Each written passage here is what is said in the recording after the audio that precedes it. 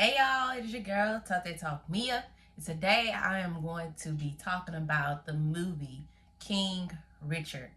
Okay, y'all, it definitely has so many valuable lessons in it. And one of the greatest lessons, well, I'm gonna say two, like to be humble, okay, true humility, and the overlooked ones usually become the goats, the greatest of all times. All right, so if you haven't seen it, I want you all to go ahead and watch it. It's a movie about Venus and Serena Williams, you know, the tennis players, the goats, for real, for real. How they became who they were. And oh my God, y'all, just their dad, he saw something. So the revelation that I got in from the movie King Richard was just like, okay, y'all know how God is our Father in heaven, and He has everything written for us. Like He knows the plan for our future and everything else. Well, their earthly dad knew exactly who they would become before any of it was possible. People was looking at him like he was crazy. Okay, like when his children first came out, he knew that they would be the one. And then when he first took them to the tennis court, he knew what he had, so he worked on them consistently. Okay, so mind you that they were from the ghetto. They were from Compton, California, like the ghetto, like the hood in California.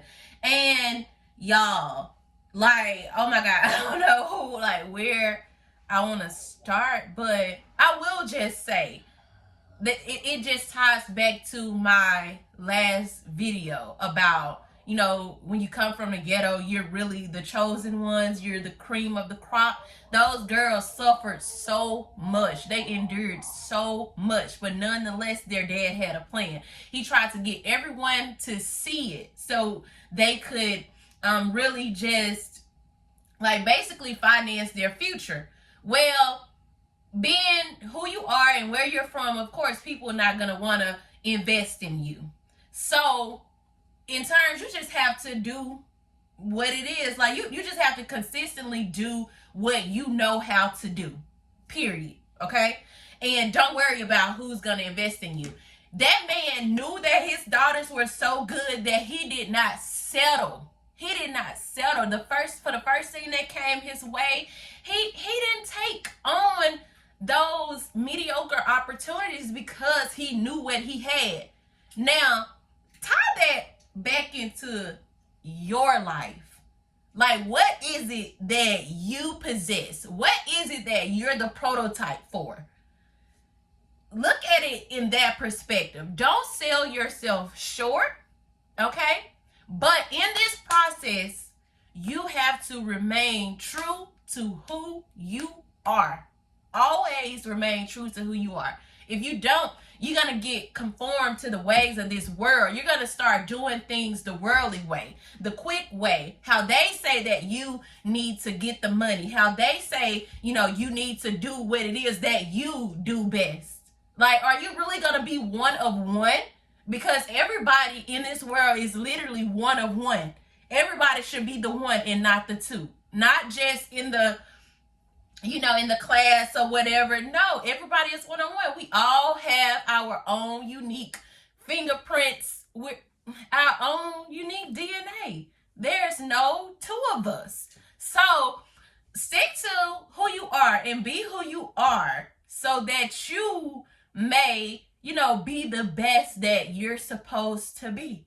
Okay? And don't settle, don't sell yourself short just because it may be somebody else's turn right now.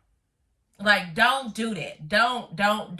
Still, just do what you do in the background. And you know, another thing,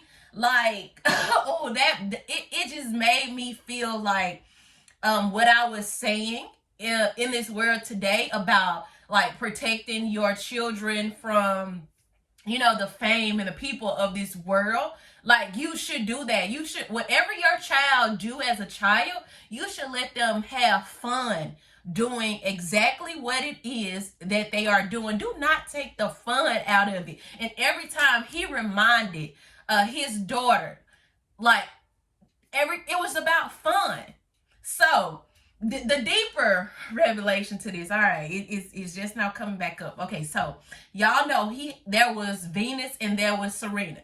So he took them to practice with this top, name coach or whatever. He saw both of them play. Both of them were great, but he was only going to train one for free. Well, his dad had a plan, and the plan was to, let him go ahead and train whoever was the one that he picked for free. Like, he chose, and he chose Venus. Everyone knew that Venus was the star, like boom, boom, boom. So how do y'all think that made Serena feel?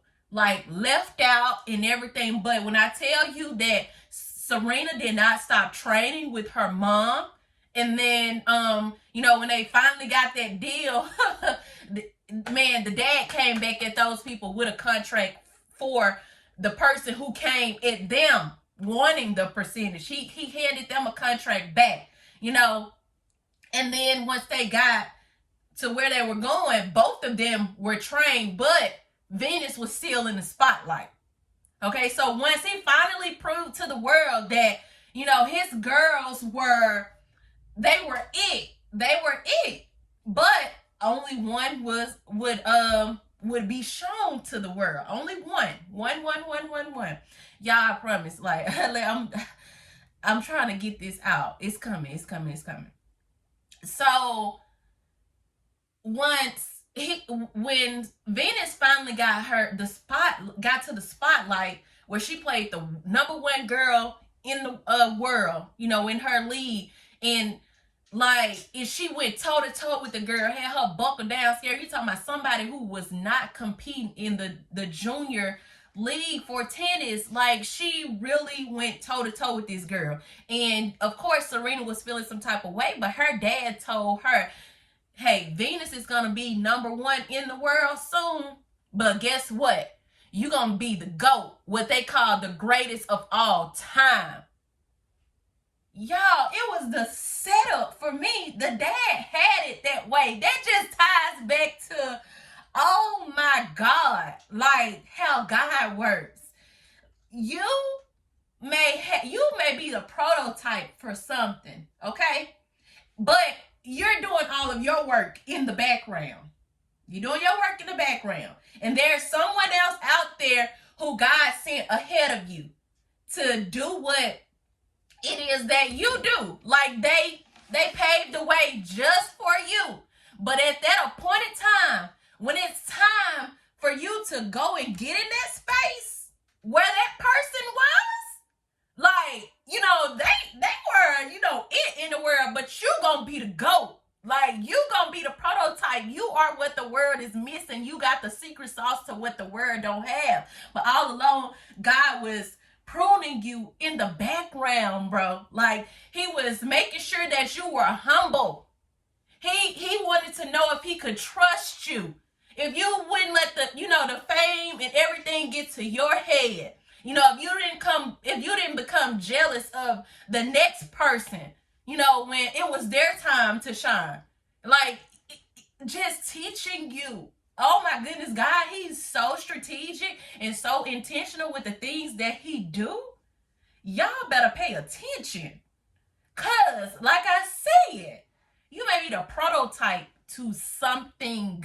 Whatever it is that you're doing, you gotta be that one. You gotta be that one. And it may feel like nothing is going your way right now. But baby, I can reassure you, just the way that father had it all mapped out and planned out for them girls, our Father in heaven have it mapped out and planned out for us. Enjoy the process. Pick up the lessons that he are putting down for you. Get them embedded in your heart, in your soul, in your spirit. And let go. Let go. Like, you got to. And that, to me, y'all, that was the biggest take away from King Richard to me. Like, it's so many valuable lessons in there though, like the not bragging and everything. He taught those girls true humility and what it meant to have respect for yourself, respecting others no matter the circumstances. Y'all know I'm not racist by like at all, but tennis is basically a white people sport. You know, you don't find us playing tennis, but they went on uncommon grounds and dominated. They understood the assignment. Their father understood the assignment. He knew. And their mom. Because both of them were athletes, y'all. Oh, great storyline. Oh, my God. And just because, it is real, that's what makes it even better. I like to see stuff that is, like, real so our children in this world could watch it and take things away from it. You don't have to twist things up and plot twist it. No, give it to them straight facts. Drop it raw. Like, get straight to the point. Why you gotta go all around the world just to get to what you're trying to say? Heck no, it shouldn't be like that. So if you all have any children that play sports or do anything in this world, let them watch that movie. I promise you, they'll take some things away from it because it's plain as day. Plain as day. My 5-year-old was asking questions about it during it. Although he got a little bored because it didn't have any action in it. But hey, he's 5. But still, the questions that he did ask were great. And y'all, just watch King Richards. And this is not a paid promotion or ad or none of that. It's just a great movie. And y'all, like I said, the overlooked ones, hey, baby, we are the GOATs, okay? The greatest of all times. Not saying that we are better than Jesus, no. But Jesus lives on the inside of us, on the inside of us, so therefore, we are already goated, okay? But you know what? I don't want to use like the goat, but we the lambs too. We precious lambs. We precious lambs of God. For real though, but still the greatest of all time. And that's it. That's all Talk Talk Mia gotta say. Y'all, be humbled because your time is indeed coming. See you later.